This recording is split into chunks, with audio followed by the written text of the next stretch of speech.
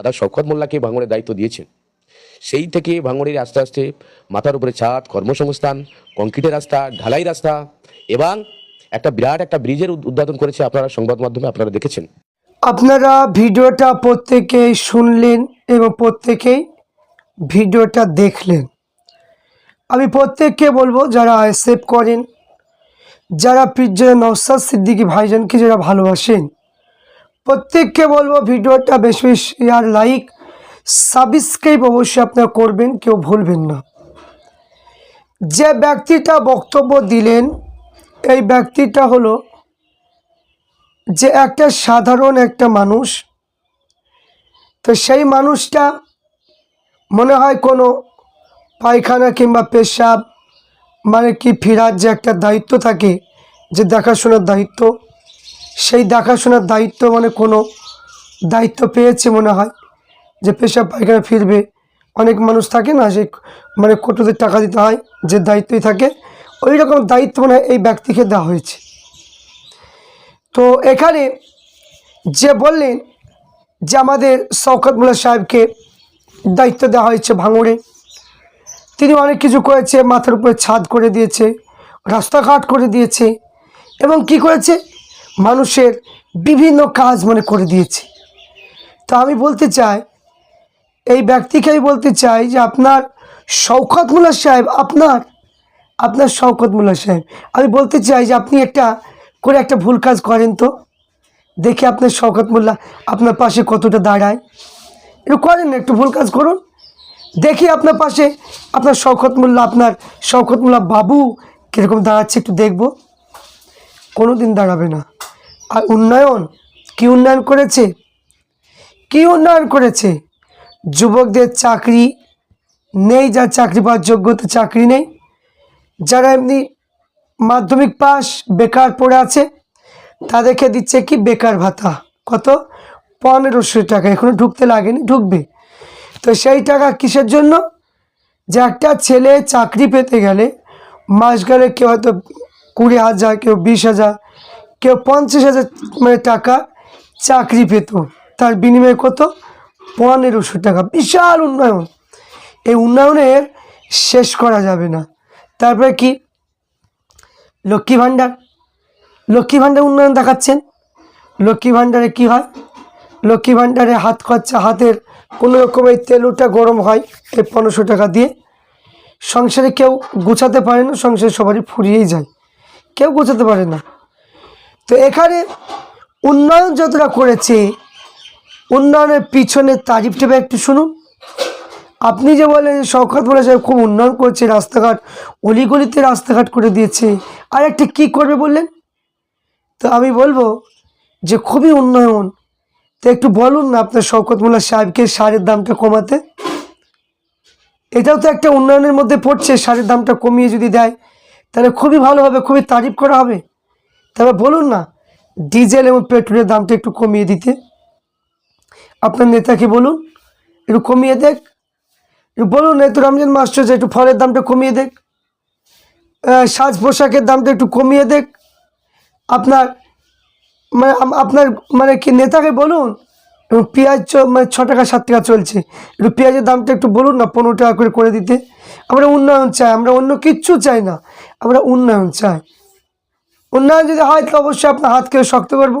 আপনি একটু করে দেন না, যে মানে গমের দাম, পেঁয়াজের দাম, তারপরে হচ্ছে ধানের দাম, রসুনের দাম, এগুলো একটু বাড়াতে বলুন না, একটু বলে দিন, আপনার নেতাকে বলে দিন। আর একটা উন্নয়ন করতে হবে, যখন সম্পত্তিগুলো যেগুলো 1 নম্বর খতিয়ানে চলে গিয়েছে, মানে সরকার আন্ডার চলে, সেগুলো মানে মুসলমানের যে সম্পত্তি সেগুলো ফিরিয়ে দিতে বলুন না একবার। তারপরে যেখানে যে আরও মানে কি কিছু আছে, যে এনআরসি চলছে, আপনার নেতাকে বলুন না যাদের নাম এসে গিয়ে তাদের ঠিকগুলো করে দিতে। তো এই সমস্ত উন্নয়নগুলি করিতে, সেগুলোতে একটাও তো দেখতে পেলাম না, একটাও তো আপনার নেতার কাছ থেকে তো একটা উন্নয়ন তো আমরা দেখতে পেলাম না।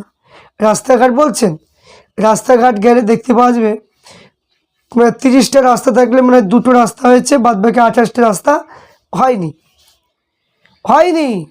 সব টাকা সব পকেটে, সব টাকা হিসাব করে গুনে গুনে সব পয়সা পকেটে। ঘর আসছে গরিবের জন্য। কাদের জন্য? গরিবের জন্য। তো সেই গরিবের জন্য ঘর মেম্বারকে কি লজ্জায় বলে যে আমাদেরকে 10,000 15,000 টাকা না দিলে আমরা টাকা দেব না। এটা ভীষণ উন্নয়ন। তো উন্নয়নের এবার মূল মূল মানে বক্তব্য কি? শওকত মোল্লা সাহেব আপনার যে নেতা, তিনি বলছে আমাকে যে ভোট দেয়নি, যারা ভাঙড়ে যারা টিএমসিকে ভোট দেবে না তাদেরকে লক্ষ্মী ভাণ্ডার দেওয়া যাবে না, যুবস্মৃতি দেওয়া যাবে না, তারপর বৃদ্ধ ভাতা দেওয়া যাবে না, মানে এতিম ভাতা দেওয়া যাবে না, কাঙ্গাল ভাতা দেওয়া যাবে না, এ বিভিন্ন ভাতা রে ভাই। তো এই ভাতাগুলো সব দেওয়া যাবে না, মানে তো ঘর কেটে দেওয়া হবে, ঘর দেওয়া যাবে না, সবগুলো মানে বন্ধ করে দেওয়া হবে। কি সুন্দর উন্নয়ন বলুন তো। যে দিচ্ছে আর সেগুলো কেড়ে দেবে। এগুলো ঘর থেকে দিচ্ছে, শওকত মোল্লা দিদি ঘর থেকে দিচ্ছে, তো এই জন্য এগুলো কেটে দেবে। তো অতই যদি দরদ যদি হয়, কাটা যদি অতই ইচ্ছা হয়, নিজের পয়সা দিয়ে মানুষকে দান করুন। সেই যদি আপনার ভোট যদি না দেয়, তেবে যদি আপনি বলেন তাহলে কিন্তু হবে। প্রত্যেকটা জিনিসের ট্যাক্স নেবেন, প্রত্যেকটা জিনিসের দাম বাড়াবেন, আর আমাদের মাথায় বেল ভাঙিয়ে আপনারা সেগুলো দিবেন। আর সেইগুলো ভোট না দিলে বলবেন যে আপনারা যে মানে কি যে লাইট বন্ধ করে দেব, সব কিছু প্রকল্প বন্ধ করে দেবো। বন্ধ করে দিন, কোনো দরকার নেই। এর আগে প্রকল্প ছিল না, মানুষের সংসার হয়তো চলেনি বুঝি। এর আগে কোনো প্রকল্প ছিল না, মানুষের মানে সবাই না খেতে পেয়ে মারা গিয়েছে।